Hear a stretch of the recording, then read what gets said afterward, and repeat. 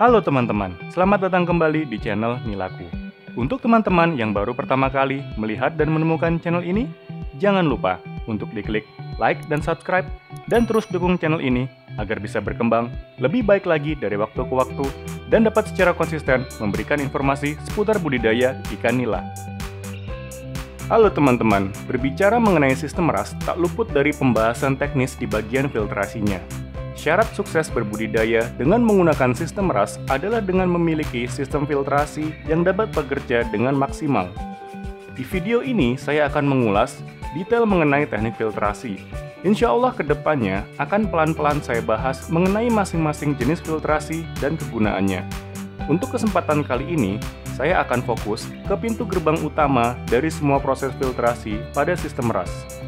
Gerbang utama yang saya maksud di sini adalah pre-filter. Jangan pernah melewatkan untuk tidak memiliki pre-filter di sistem RAS yang sedang teman-teman semua kembangkan. Pre-filter memainkan peran cukup besar di sini. Penggunaan pre-filter yang baik dapat mengurangi beban kerja filter mekanis dan tentunya akan lebih memaksimalkan kinerja dari filter biologis. Pre-filter memiliki fungsi utama sebagai wadah pengendapan. Pengendapan di sini adalah kotoran-kotoran dari kolam budidaya yang sifatnya padat dan kasar. Jika kita melakukan budidaya ikan dengan tebar padat, tentunya kotoran-kotoran dari kolam budidaya akan sangat banyak. Tanpa adanya pre-filter, kita akan menggunakan banyak tenaga kita untuk membersihkan filter mekanis lebih sering lagi. Karena kotoran langsung dialirkan dari kolam dan terperangkap di filter mekanis. Kotoran-kotoran ini akan sangat cepat untuk menumpuk di filter mekanis, apalagi jika kita menggunakan media filter mekanis dengan kerapatan yang padat. Maka, dengan cepat pula, kotoran akan menumpuk dan menyumbat pori-pori filter mekanis. Ini menyebabkan aliran air juga menjadi lebih lambat untuk dialirkan kembali menuju filter selanjutnya. Dan ini bisa berakibat air yang ada di bagian terakhir atau sump-tank bisa menjadi tekor. Pre-filter yang umum digunakan ada dua jenis, yaitu radial flow settler dan swirl filter. Kebetulan saya menggunakan kedua jenis pre-filter ini sebagai wadah pengendapan yang saya gunakan di sistem RAS kolam fiber saya. Kita akan ulas satu persatu mengenai radial flow settler dan swirl filter. Untuk radial flow settler, penempatan pipa dapat dilihat di gambar berikut ini.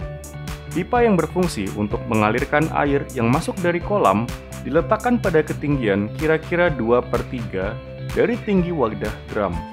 Peletakan pipa masuk ini tidak bisa bekerja secara optimal jika diletakkan di posisi lebih rendah lagi, karena kita memerlukan ruang agar jarak dari pipa yang masuk ke dalam drum dengan dasar drum memiliki ruang yang akan memberikan kesempatan untuk kotoran-kotoran padat bisa jatuh dan berkumpul di bagian bawah atau di dasar drum.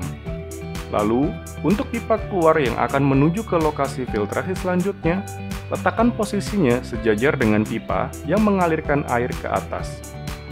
Setelah peletakan pipa-pipa tadi selesai, tambahkan pipa dengan diameter lebih besar.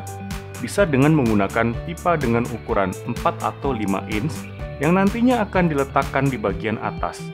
Ini berfungsi sebagai tembok, agar air dari kolam budidaya tidak langsung masuk ke pipa yang mengalirkan air ke filtrasi selanjutnya. Pemasangan pipa dengan diameter besar ini bertujuan untuk memaksa air turun ke bawah, sehingga kotoran-kotoran padat dari kolam budidaya akan jatuh dan tertimbun di bagian dasar dari drum filter ini. Jangan lupa untuk memasang keran air di bagian dasar, agar memudahkan kita secara berkala membuang air bagian dasar yang bercampur dengan kotoran-kotoran padat ini. Air dengan kondisi yang lebih bersih dari kotoran-kotoran yang padat akan naik ke atas dan keluar melalui pipa di bagian atas untuk kemudian dialirkan menuju lokasi filtrasi selanjutnya. Ganjal bagian bawah dari drum ini dengan batu bata atau alas pengganjal lainnya supaya kita bisa meletakkan lubang pembuangan di bagian dasar dan memudahkan kita untuk membuka keran airnya. Itulah tadi cara kerja dan peletakan posisi pemipaan untuk pre-filter dengan jenis radial flow settler. Sekarang kita akan masuk ke jenis pre-filter selanjutnya, yaitu swirl filter.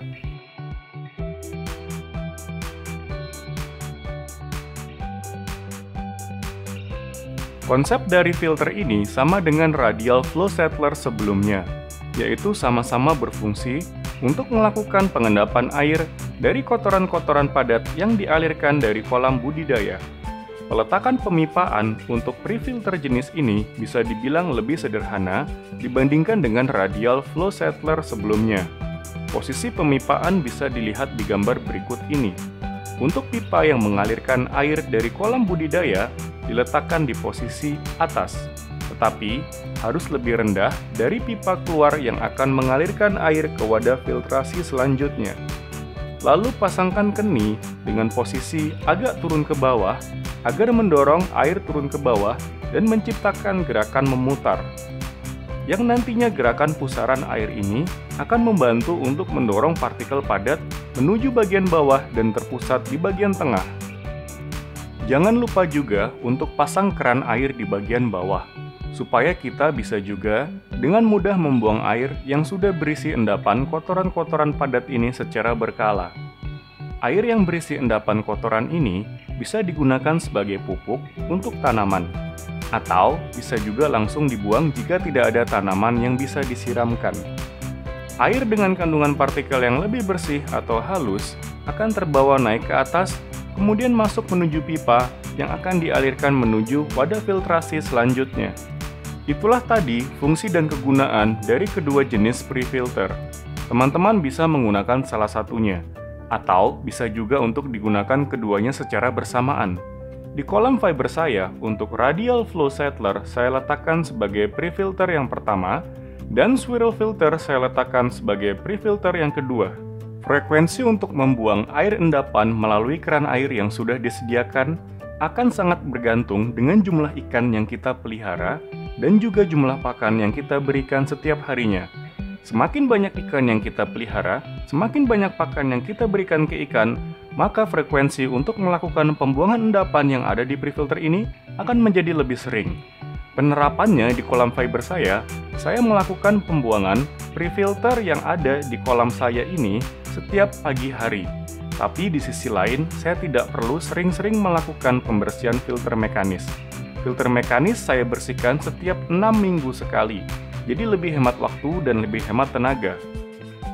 Baiklah teman-teman nilaku, saya rasa itu saja yang bisa saya sampaikan di kesempatan video kali ini. Jika kalian suka dengan konten ini, jangan lupa untuk diklik like dan subscribe dan share agar channel ini bisa berkembang lebih baik lagi dan secara konsisten dapat memberikan informasi seputar budidaya ikan nila. Akhir kata, terima kasih sudah menonton video ini. Sampai berjumpa di video-video selanjutnya.